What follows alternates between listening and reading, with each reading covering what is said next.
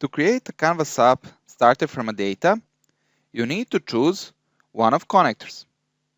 And the best idea is to start from other data sources to find the data source you need. Now, when system opened Power App Studio, you can choose one of the connections. In this example, we will use Business Central connection. When you select connection, dataset will appear. You can see that we have here 6 datasets. This is because we have production environment and 2 sandboxes. In all these environments, we have 2 companies. Because of that, 3 environments multiplied with 2 companies give us 6 datasets, as each of combination is one dataset. You should choose one of them. In this example, we will use production environment with Kronos USA company. As the next step, you need to choose a table. It is actually not a table, but this is a list of APIs. Let's choose items in this example. After selecting items, click Connect and wait some short period until system creates an app.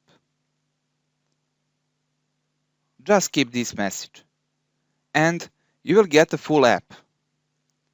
When we look in the left navigation bar, we will see that this app consists from 3 screens. First screen is a gallery, and it represents list of items. Second screen is a form with details of the item. And the third screen is a form as well, but this time for editing details of the item. If you want to try how app works, just click play. Now you can scroll your screen. You can click here to view details. If you want to edit details, just click here and system will open edit form. You can change display name and confirm it. You can see new name on a list of your items. And if you look at your Business Central on item list, you will see that this item has a new name there as well.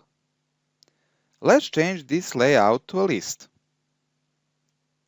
If you come back to your app and want to add new item,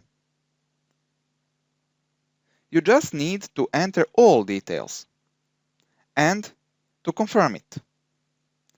Again, new item appears in list in your app.